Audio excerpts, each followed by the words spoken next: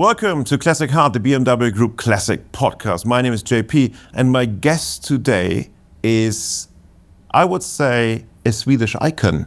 This car is the most honest car you ever see. It's been a dream ever since I've had it. The first time I heard that engine screaming, I thought, I gotta have one of those. It's the joy of driving. What's great about a BMW Classic is the community that surrounds it. When you listen to that, that's why we're here. Please welcome Christian from Koenigsegg. Well, nice to be here, JP, and my great pleasure, really. Thank you very much, because we do this under very, let's say, challenging circumstances, the shooting, because we're doing this recording at the Aurora Concours in Båstad, Sweden, which is kind of your home for Koenigsegg, but we'll come to that later. But it is a fantastic show, actually. It is amazing. I mean, this is the second year it's been put on. We're helping a little bit from our side, since our home for Koenigsegg is 25 minutes away from here, and it's just one of the most beautiful settings. So when some friends came up with the idea, let's do a concourse here, we said, yes, that's a really good idea. And this is the second year, and it's really taken off. And we have people from all over the world coming and bringing their cars and just coming together, enjoying the spirit of automotive, history, fashion, old-timers, hypercars, you name it. Everything.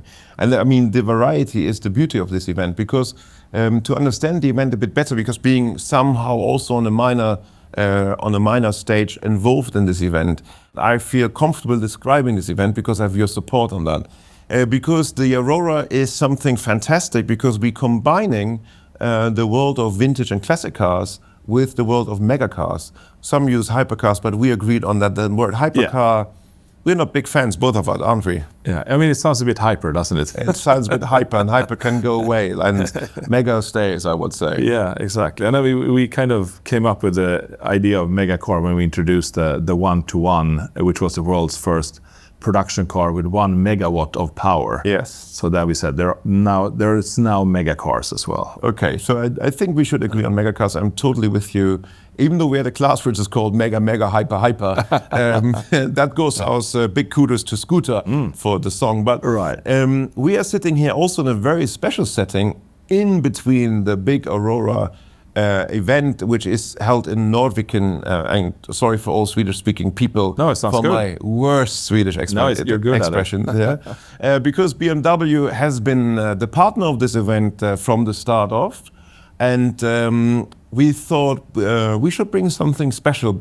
And as we know, something that BMW Classic is very good at is really like pushing the story of the art cars, which are regular cars, race cars, that have been given to fantastic artists. That is the basic story. Yeah, I think BMW really pioneered this idea, yes, and others have followed, but for sure they own it, I would say. And I mean, it's really and big thank you to BMW Sweden, because that's without them we couldn't be here. So thank you very much, and also the BMW Classic team. But now, I mean, cars are art, and I think your cars are engineering pieces of art, and art as well in terms of design and looks and timeless. Well, thank you. I agree that it's for sure a sculpture, and to me it's very much an artistic process. Yeah, the thought process, the creation, the combination of beautiful shapes and lines, but then you have this other aspect of performance, but performance is also art in my mind. Is that the driver is an artist playing a musical instrument in a way, or an instrument at least, that in itself is art. So it's all these kind of different angles. And then of course when you make an art car, you put another wild layer of artistry on top. Yes, definitely. And you can argue maybe it hides the art underneath, or not, and so on. But that's a discussion that can be had. But for sure, as objects, when they are done as art cars, on top of everything becomes another dimension. And of course, everyone have seen these cars without the extra art on, so everyone knows what that is.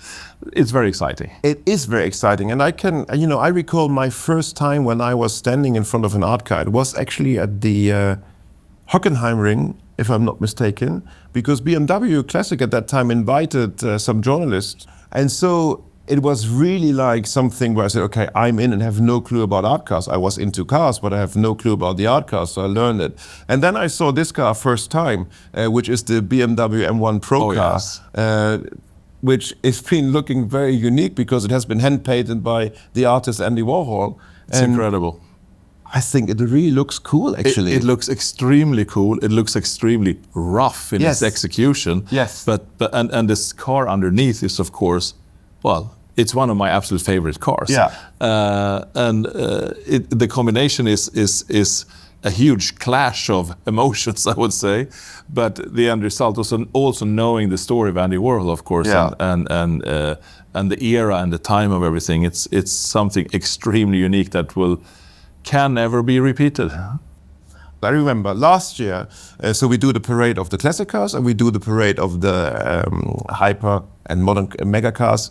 There are Ferraris, there are BMWs within in the classic section. And I stopped you because you were passing by in a Koenigsegg with your lovely wife, Haldora. And then I asked you, Christian, I mean, you're leading the pack here, but you're going to stay on stage. And of course you said yes, and I couldn't imagine something greater because you have to understand, Christian, and that's absolutely no fishing for anything, Christian is kind of a superstar here. So he can't really move then without anyone asking for an autograph because Koenigsegg is 100% Swedish company with an international team though. Absolutely. Everything is produced and built here and so on. So that meant a lot. It's amazing. It's amazing. In the last 10 years or so, we have been very much embraced by the locals and Swedes alike from all takes and places. So it's very, very nice to have this kind of home support nowadays. And the people love this part of the program that the founder and of Koenigsegg is so engaged and speaking about any other supercar, any other classic car in a sense, so or the future classic. And I think that makes you also very special and shows also your mindset a little bit. Yeah, I mean, bottom down, I'm just a passionate car nerd. Yeah. I mean, that's why I started doing what I'm doing. So I love many different types of cars, not only hyper and mega cars. I mean, I find any car fascinating in the sense of the freedom it gives. Having no car or the cheapest rusty bucket is a huge difference. Definitely. And the difference between the simplest car to the most extreme is much less than no car and the simplest one. Yeah, I agree. Of course, I mean, let's face it, Koenigseggs are absolutely marvels of engineering. And as a small manufacturer, you can do things others can't do just because there's no ability to do so, but they're good in other things as well. Of course, yes. And that's the point. I guess our advantage is that if I or we or the team comes up with an idea, there is no one stopping us. Apart from, I mean, regulation or whatever it might be, but we have that freedom of trying things that maybe would be difficult in a bigger organization. Having said all this, I would like to jump back because we sat on a stage and there was a BMW M1 passing in the hypercar concours at that time that we had because we consider it as a future classic, yes. Absolutely. And so on. And you said this is one of the cars that always been on your mind in a sense. I don't want to exaggerating this, but I mean, same with me. Yeah, I mean, I've actually got from our Italian test driver at the time, who was part of the test driving team of the road version of the M1. I got a brochure of the M1, and I remember seeing this car as a kid, so I cherished that brochure, and I actually ended up giving that to our test driver because he was also an M1 fan, but. After a few years, but no, it's one of my favorite cars. I mean, the sculpture, the proportions, the shape of it is just timeless, classic, still kind of modern looking in many ways. I would say it's a very contemporary looking car, even though it's from the 70s. And that's what I think is. I mean, it's the best of Italian engineering, because designed by an Italian designer. Engineered under the lead of Jochen Lerpasch, who was the one who was really bringing this program forward, because they needed the pro car. This project really stands out, and we see the most radical, as you said, and sheer version of it we see here. And I mean, remembering Niki Lauda driving in the M1 Pro Car series, all the big boys have been driven there, and so on. And we are super proud to have this car here, showing to the public, showing to the young people who never heard maybe the name Warhol, telling the story. Yeah, and to get it here to small Sweden, to the Aurora Concours, which is a new concourse, it's just amazing. Yes. That has been possible is, I think, blowing people's minds. What would you say is your first automotive memory if you look back? Yes, it's kind of I'm not sure if it's automotive or not, but let's try. Yeah, exactly. It's a Norwegian puppet movie. Yes, really? Yes, about a bicycle repairman. You know, stop motion. This was in the 70s, mid-70s. Yeah. I'm born 72, and I think I was 5-6 years old or something like that. And it is this bicycle repairman who lives on a small mountaintop in Norway. And his dream is to build a race car, and he has sketches and drawings on this, but he can't afford to do it. And then one of his helpers has a company called Aladdin Oil. And then he shows this sketch to this oil check and says, "Oh, that's the most exciting car I've ever seen. I will finance it." So then this bicycle repairman receives some funds and builds this car, which is a wild thing. It looks like, I don't know, a mix of a car from the 2030s with 70s technology. It has a radar on top. It has a 12-liter engine in the front, a rocket engine in the rear, and it runs on ethanol. I mean, very visionary. Exactly, and it is this race between the good and the bad, and they try to sabotage him, and then he goes and wins a Le Mans style kind of race, and it was just the most amazing thing I've ever seen. And to me, as a young kid, it was, I mean, it's not so easy to separate reality or this or that. It was just a fantastic story. Yes. And I apparently told my father, who took me to the movies, that when we walked out there, he reminded me, said, I apparently told him, "Dad, that's what I want to do when I grow up. I want to be like that bicycle repairman, build this wild sports car with innovations and things." And I started sketching cars, buying car magazines for all my pocket money, and I had stacks in my room when I was a kid, full of post-it notes, what I liked and didn't like about cars. Yeah. Because that's how I thought I would learn how to make a car. So why did they do it like this? That's different. Why is that mirror different? Why is that rubber seal? Why does that hinge look like that? And the brake caliper is there, and now it's there on this car. I wonder why. What does the suspension look like? Maybe it has something to do with that. And taking post-it, I don't like this, I like that, I like that. Stacks, meters of car magazines in my room.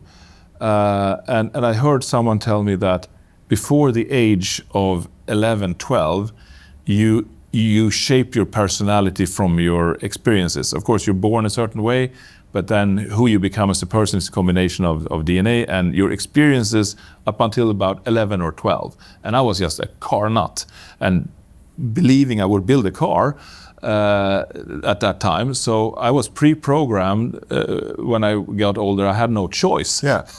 I mean, to execute on that crazy idea. And when I was 22, I started Koenigsegg, and now, whatever, 25 years later than that, or no more actually, 20. A little bit more, yeah. A little bit more, 30 almost. So, wow. So yeah, here we are. What a little TV series can do to you, or the movie can do to you. And you're right. I mean, it's the phase where you get the most information to learn the easiest, and I think that really made that things happen. Would you say that you're stubborn in a sense? I think I'm extremely stubborn, and I don't like to give up. Even maybe sometimes you should. It's just not in my DNA. Yeah. And I remember saying that when I started, I also read about other car companies and other startup car companies. And this was in '94. This was way before this EV startup trend that happened many years later. When I started, there were no startups in the car industry, at least not one that survived. True. And it was at a kind of a downturn in the economy. And I read in the car magazines, the sports car is dead. Many of the famous brands were struggling.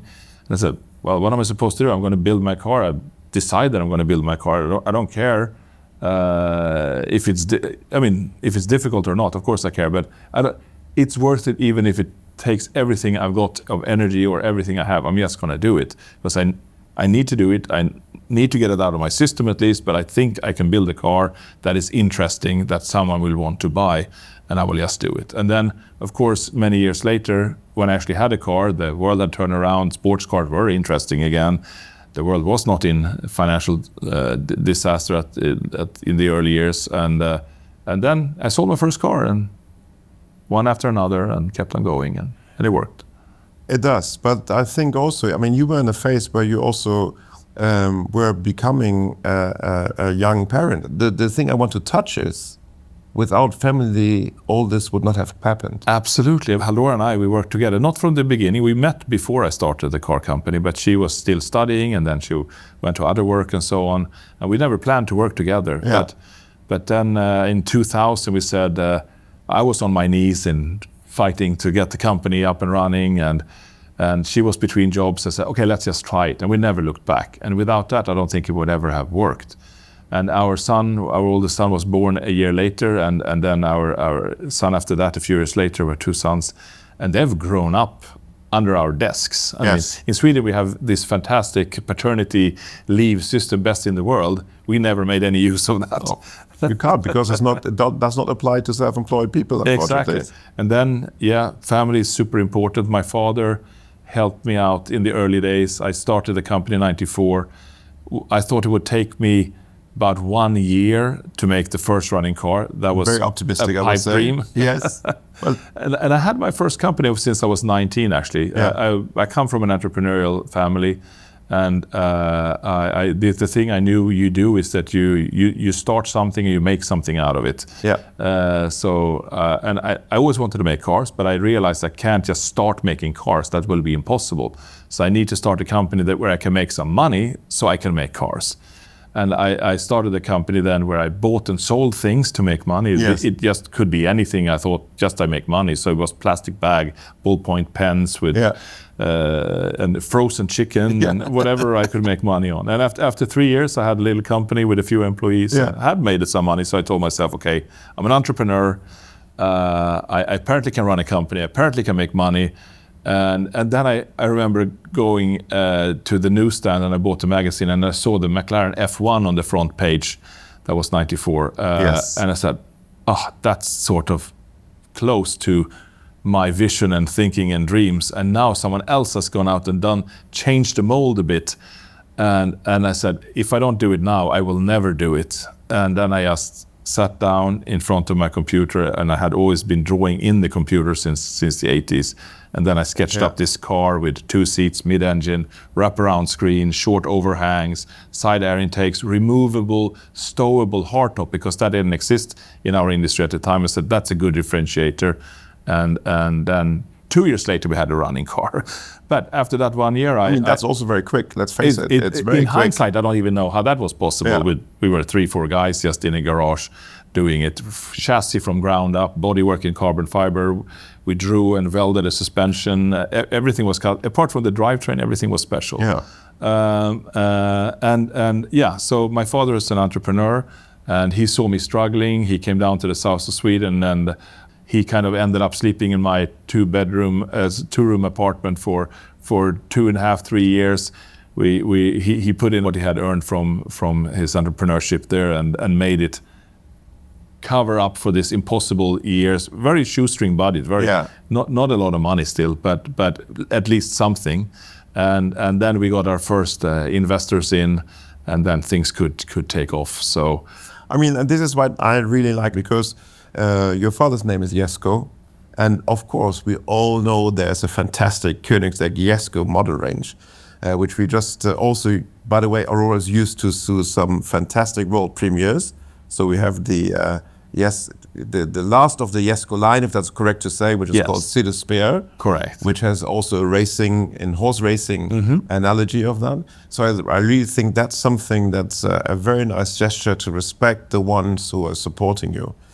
So you mentioned that the McLaren F1 was kind of a game changer, because it was a game changer in the automotive world. I think so, kind of, and of course, powered by a BMW engine. Absolutely, beautiful one. And tell us more. What do you think about that, and what is the DNA of that engine?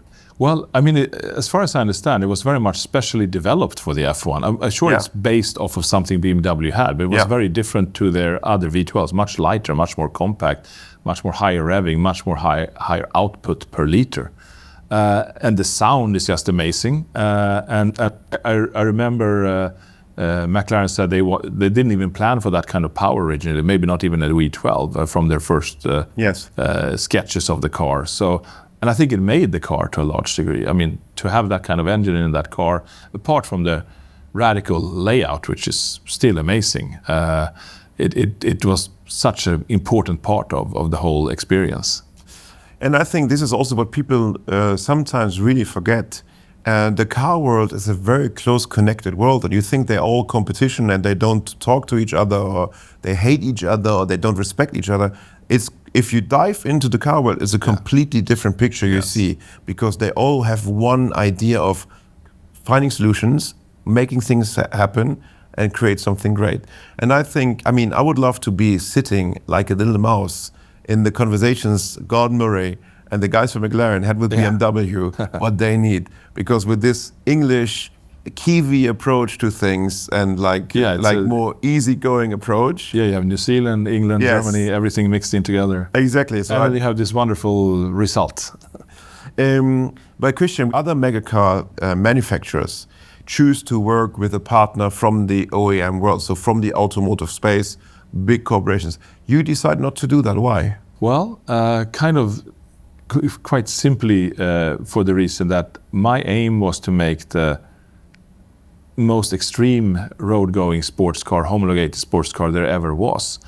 And not only was the aim to have the most power of any production car, but also to have the best handling and the lightest car and best aerodynamics, best ergonomics. I just understood that for anyone to be interested in buying anything from an unknown brand from Sweden, it has to stand out. So if I wanted a more powerful engine than anything that existed, I probably just can't buy it. Yeah. I would then have to ask a big existing car manufacturer to do something very, very special for us.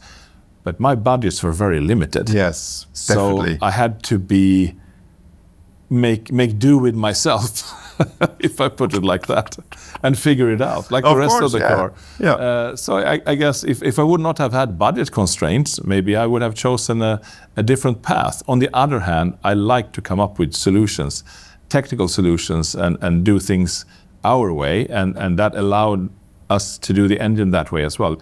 But the first engine we did was based off of not only our own parts. We bought a block from Ford and we built off of that. Yeah.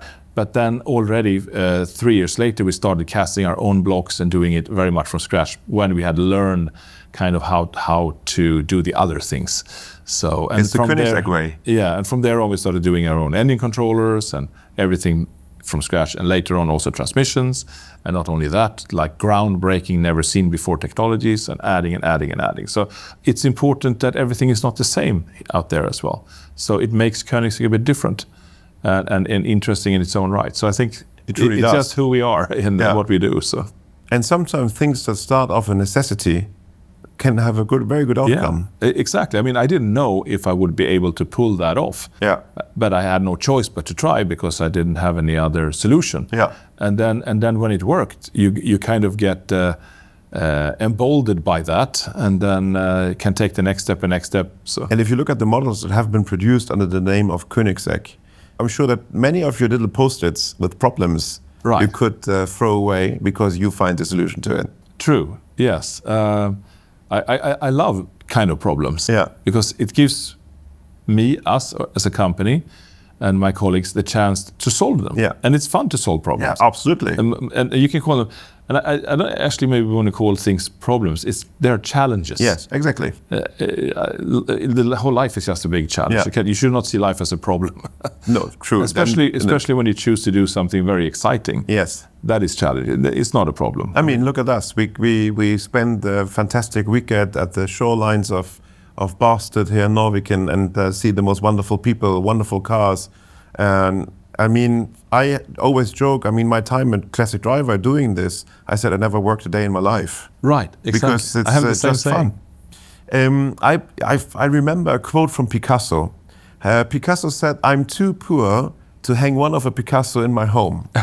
Let's bring this one into the Koenigsegg family. I Tell had me. the same experience. I bought my first used Koenigsegg only 4 or 5 years ago. Really? What is it? It's a CCR, so it's the second generation. Yeah. The CC8S was the first one, so it's an iteration. It's actually the model that took the top speed record from the McLaren F1. Here we it go. became the world's fastest production car. So that's kind of an emotional thing. Yes, but it was is. actually also the only one for sale in the market at the time, which had a good enough price. Because I've always rolled in everything I've earned, I've always rolled back into the business. Yes. To make sure it can thrive and do as good as it can. And then the cars will just become more and more and more expensive, and newer cars become more expensive. But now I'm in the lucky position where I can indulge a little bit more, and so that's what was my first buy, and someone who is, and I love that story, by the way, because I think it shows also that it's like being an entrepreneur is not easy. True. And even though it bears your name, it doesn't mean you can afford to have it at home. No, and of course from the company I will have to pay pretty much full price. Otherwise, it's a kind of a tax evasion or something. Exactly. So, and I mean, the Scandinavians doesn't like tax evasion. No, Like, exactly. That's the point. You don't no joke around, like the speeding as well, by the way. True. And I really like the fact that most of the autobahns in Sweden are 110 kilometers speed limit, and they're building the most fastest cars here in Ängelholm as well. yeah, it's a bit of an oxymoron. Of course, but I mean, there you can come to BMW country Germany and drive a bit on the autobahn It's not as that well. far if you off. want to. And we have our own runway, which is helpful. As well, and this is an exciting place where lots of records are happening, like the 0 to 400 and 0 and all these kind of things. Yeah, it's not long enough for that. 0 to 300 we can do. Sorry, I was mistaken. Yes. Yeah, we have to take another runway for that. But we can reach 370 kilometers per hour with our latest cars with enough power. It's 1.4 kilometers long. Yeah. So we basically accelerate during 1 kilometer and then we have to brake and have a little bit of spare. So we can do 370 and we do that on a weekly basis. But it's wide. It's 50 meters wide. Yes. So we do slalom and we do ESP testing. It's just this fantastic playground to go out. Oh, it's snowing. Great, let's try that. Oh, it's raining. Let's try that. Oh, it's sunshine. We'll just go out 24/7, test. Yeah, and it's really like 2 minutes. Yeah, 2 minutes. 2 minutes, and in between, the only challenge in between is a public running airport. Like that's it. We're on an airport. Yes. We're on an old fighter jet airbase. So that's where we got this Ghost from the squadron that was there before. They got shut down in 2003, and we moved in there. They asked us to put the Ghost on the cars as a homage, and we did. And now it has a life of its own. It does. The Ghost is almost bigger than the Koenigsegg brand. It's a fan thing as well. Exactly. And it's kind of a bit light-hearted. Yeah. It's like nice. with a twinkle in the eye. I think exactly. that's the. We have a little thing called the pit stop. This is a short series of questions. Is this or that? And I would like you to answer very quickly without too much thinking, and maybe we speak about some of the answers afterwards. Yes. Right? Here we go for the classic pit stop for Christian from Koenigsegg. Timeless design or cutting edge innovation? Wow. Two opposite sides almost, but you can combine them. Christian, this or that? I would say timeless design, because timeless design will last forever. Cutting edge technology will be old tomorrow. Thank you. Sporty agility or luxurious comfort? Sporty agility, no question. Black or colorful? Ooh, silver.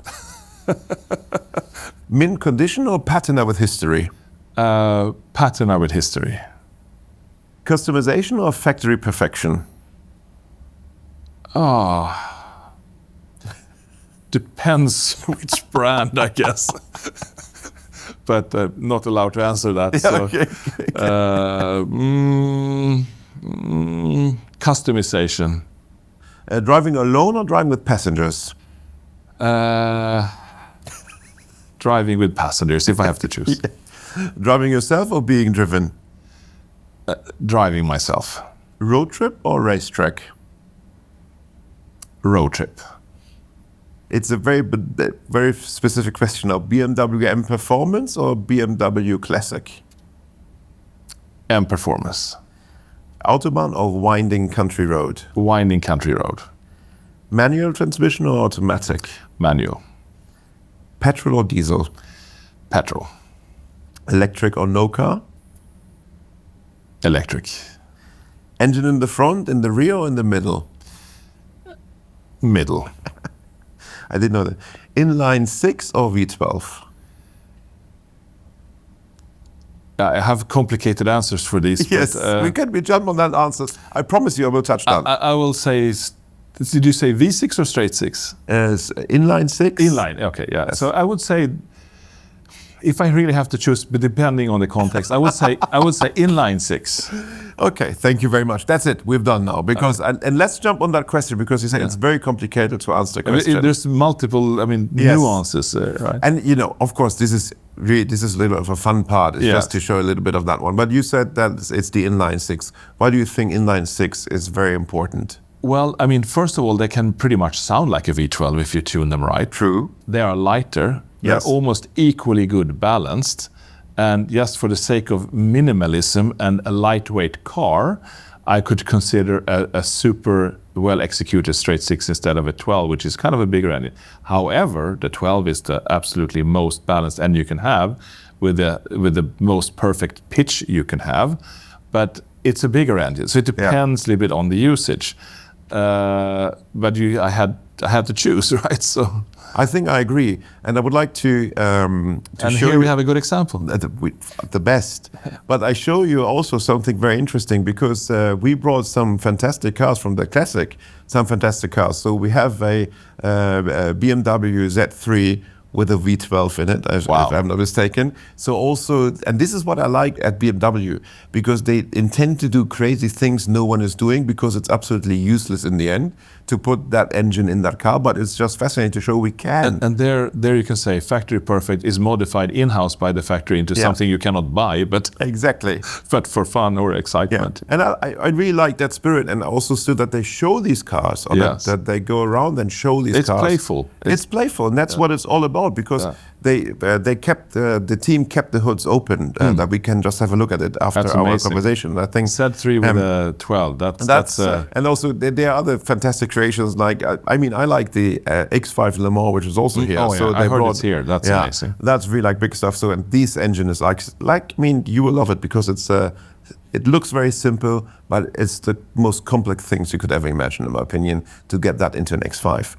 Unfortunately, Christian, we have to come to the end of the Classic podcast here, kind of live from the Aurora Concours in Båstad, Sweden, or being more precise, in Norwegian.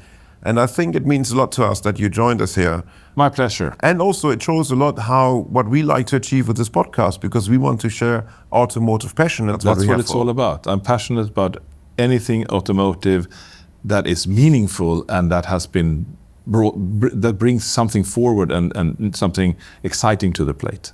And for sure, BMW is at the center point of that. In this big world of big corporations, BMW always has a special place. And I say this with all my honesty, and I know I don't want to disrespect any other brand, but that's it, because that's the reason also why I'm doing this, because I really like the brand. Yeah. It's really like that. You asked me which cars I drive. Yes. And I actually don't own a BMW myself, but my son and my wife, my two sons, they both drive BMW. You see, it stays in the family. So it's definitely a big brand in the family. That would make everyone at the brand very happy and proud that the Koenigsegg family also drives BMWs. It's probably I think that's the brand, the biggest percentage of cars we have is BMW. Yeah. I love it. And as much as I would love to keep talking with Christian for hours, I hope you got some inspiration also from Christian's career and his life and his biography, because it shows that you have to be stubborn to achieve things, but not being ignorant. Again, two different things. And thank you very much for joining us. Thank you very much, Christian. We know it was a very busy day and it was absolutely fantastic to have you here. And of course, this podcast wouldn't be able with a great team. And we have our Swedish crew around Gustav, who's very absolutely fantastic because we kept them waiting a little bit. We have our dear colleagues from the BMW Classic, who makes also possible that you see the cars in that way it is. I also would like to thank the whole team behind the podcast. Without them, this would not have been possible. Thank you, Christian, again. And I think it's just to say, hey, då. Yeah, thank you, everyone, and hey, då. See you later. Hey, då. Thank you very much.